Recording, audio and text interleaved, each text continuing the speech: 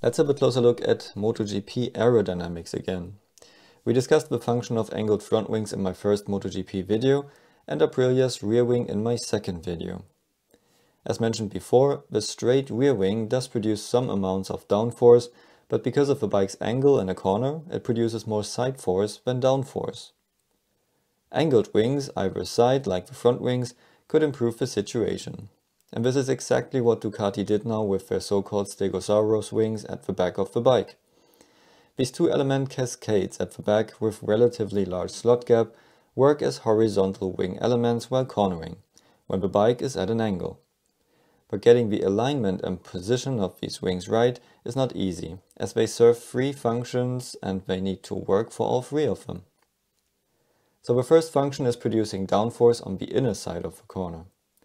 The second function is disturbing the flow as little as possible for the elements outside of the corner.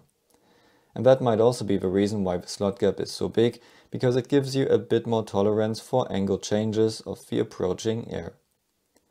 And the third function is to reduce the weight behind the bike on the straights by pushing the flow to the center. But why is the angle exactly the opposite to the front wings? So let's remember how front wings work. Because of their angle, they also have a horizontal element while cornering, but it is the outside one, and the inside one is shadowed by the rider's body and elbow behind. So the inside, now vertical element, doesn't increase side force. On the straights, both sides create downforce together to avoid wheelies. Now at the back they could have done the same thing with the outside element becoming horizontal in a corner, but that would mean wings would create downforce at the back on the straights, something you don't need.